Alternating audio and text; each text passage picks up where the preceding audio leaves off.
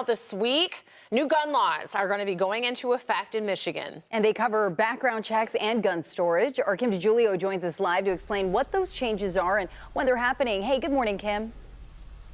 Good morning, guys. Yes, there's just been too many stories. We talk about it here on Local 4 all the time. Too many lives cut short, too many children getting a hold of guns, and that's why these new gun laws are going into effect.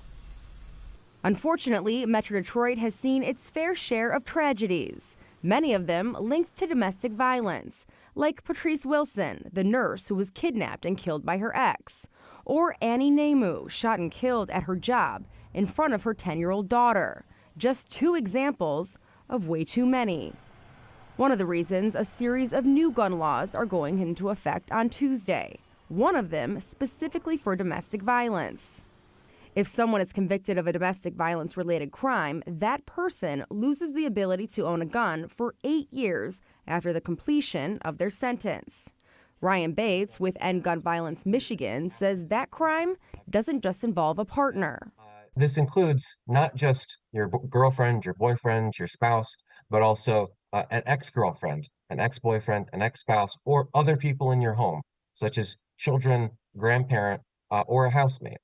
Anyone who's in that domestic sphere and is subjected to one of these crimes, that qualifies, and the perpetrator loses their gun rights for 8 years. Another new law is about gun storage to protect kids, another issue in Metro Detroit. We've seen far too many children killed playing with a gun.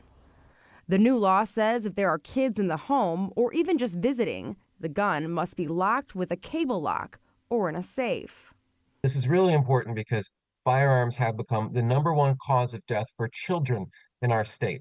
And safe storage is a simple way that we can all take responsibility for that tragic statistic and save children's lives. And finally, background checks. Most only happened when you bought a gun from a federally licensed dealer. Now, every gun transaction, including private ones, requires a background check. You can go to a police department and they will run a background check for you and give you a permit to purchase, or you can take your firearm to a dealer and they'll process the background check for you. So just one quick extra step to make sure firearms stay out of the hands of folks who have disqualifying criminal histories or serious mental illness. And again, these gun laws not going into effect to take away your gun rights, but to keep them out of the hands of people who may have mental health issues or keep them out of the hands of children. These gun law effects will go into effect starting tomorrow. And by the way, if you need a gun lock, well, police departments will give them to you for free. You can contact your local department if you need one.